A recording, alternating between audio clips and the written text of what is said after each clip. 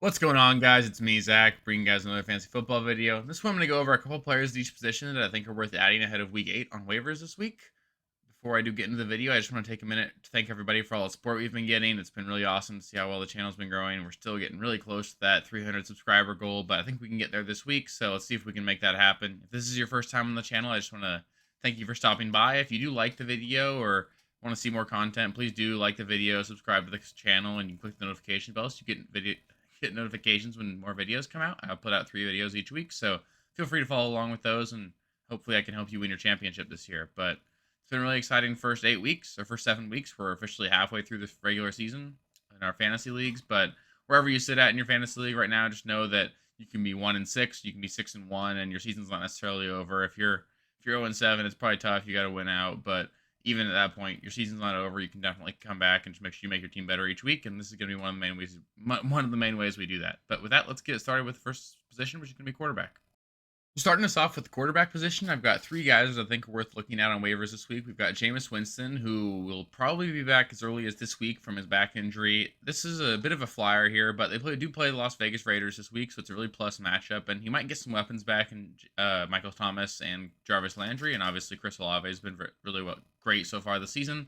Jameis Winston's going to be a really risky play every single week, but this offense certainly has the potential to really blow up. There's plenty of skill position players, and we've seen Jameis do it in the past, so if you're a guy that maybe you've got Russ, maybe you've got Aaron Rodgers, Brady, Stafford, or one of the guys on bye this week, like Herbert or Mahomes, Winston could be a guy that fills in for you and just gives you that sort of shot in the arm upside. So he's worth looking at. If you're looking for a bit of a floor play, I think Justin Fields and Daniel Jones are sort of options here. Justin Fields looked really good in Week 7 against the Patriots, and I think there's some reason for optimism about this team going forward. They do play the Cowboys in Week 8, so I don't love starting Justin Fields this week. I think he'd be more of an add and stash sort of guy, but we've seen him develop a little bit so far this season. He obviously offers a huge boost in his fantasy performance through the rounds, so there's a chance that Justin Fields has a really great second half of the season and could be a guy you're playing every single week. And then Daniel Jones, another guy.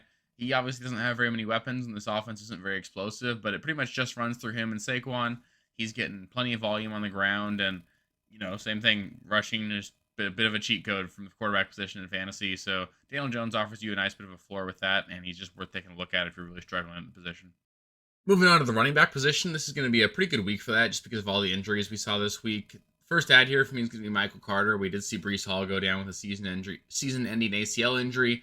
I'm going to pump the brakes a little bit on Michael Carter because we did see the Jets trade for James Robinson. I think that Michael Carter, though, is still going to be a quality ad. I think he's going to be a guy that you can play in your flex pretty much every single week going forward. James Robinson just doesn't seem to have it left in him. We've seen it. There's a long history of players coming back from Achilles injuries and just not being themselves.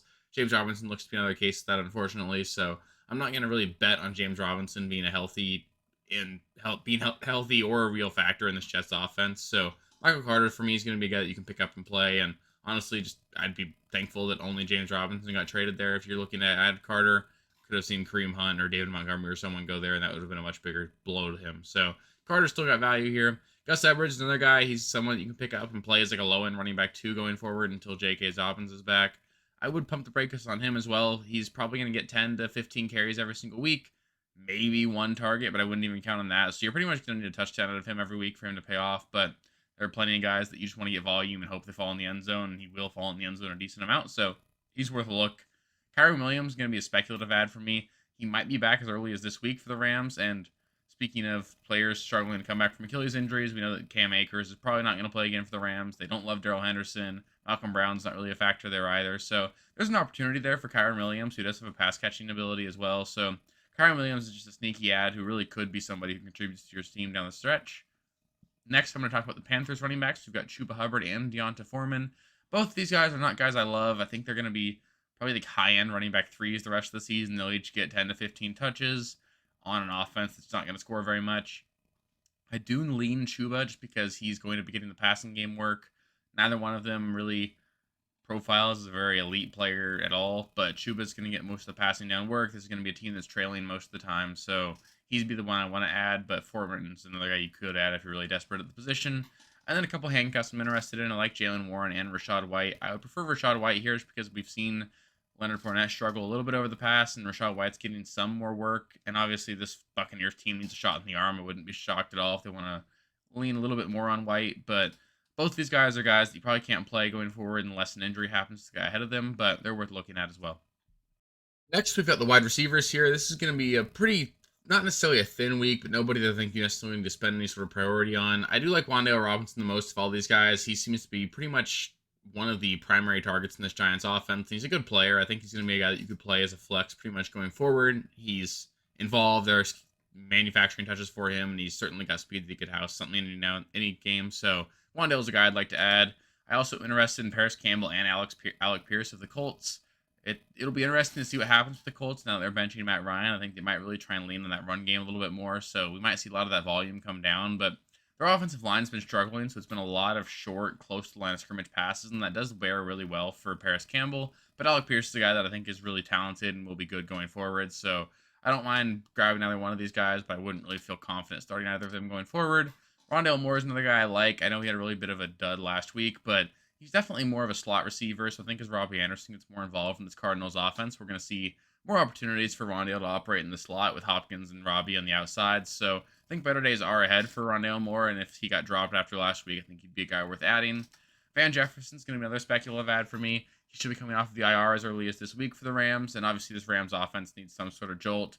He does offer them that deep threat ability they don't really have right now, so he'd be a guy you could kind of plug and play in your flex and just hope for a big touchdown. I wouldn't really want to play him anytime yet until I see something, but he'd be a guy that would be definitely worth looking at. Joshua Palmer is another guy I'm interested in just because we did see Mike Williams go down with what's probably a high ankle sprain.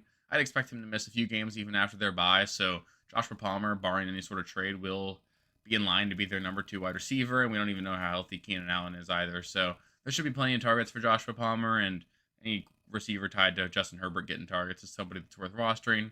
And then other than those guys, there's just 3 rookies that I want to mention. I've got Jameson Williams, Jahan Dotson, and Treylon Burks.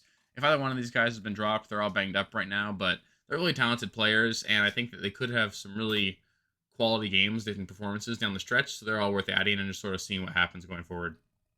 And finally, we have the tight end position. My number 1 add would be Evan Ingram. He's currently the tight end 9 on the season, so he's actually just been sort of a guy that you can plug and play any single week. He's getting 4 to 6 targets, a couple of receptions every single week, 50, 60 yards. He's just a guy that you can play and count on some points out of, and that's about all you really want to hope for out of your tight end position, especially if you're streaming. And really, let's be honest, everybody outside of Kelsey and Andrews is a streamer, it seems like, so Ingram's a guy worth adding. Cade Otton is another guy that I'm interested in. He's the rookie out of UW. He did get, I want to say 6 for 44 this week, so that's actually pretty good. We know that Cameron Brate's going to miss some time for Tampa Bay, and obviously Tom Brady's got a history of performing well with tight ends, so Cade Otton's going to get enough volume to be relevant, and he's a decent enough player. He's worth looking into. And then Greg Dulcich is another guy I'm interested in. We saw him score the touchdown and have 2 receptions. Could have had a second touchdown in his first game with Russ, and then he had 9 targets this last week with Brett Ripien at the helm. I mean, obviously this Broncos offense is a disaster. It's really tough to really trust anybody there, but 9 targets at the tight end position is something you can't really ignore. Rush should be back next week, so the offense will be a little bit better than the 9 points they put up against the Jets. And, I mean, if the rumors are true, there's a chance, at least, that Jerry Jeudy does get traded. So that would almost make Greg Dulcich the number 2 target in this offense behind Sutton. And anytime you can get a tight end who's the number 2 target in an offense, it's probably worth taking a look at. But even without that, Dulcich is talented. I like what he can do with the ball in his hands. And I think he's got touchdown upside, especially if this Broncos offense does ever figure things out. Thank you guys for watching. If you haven't already, please be sure to subscribe to the channel, like the video, check out these other videos here if you haven't.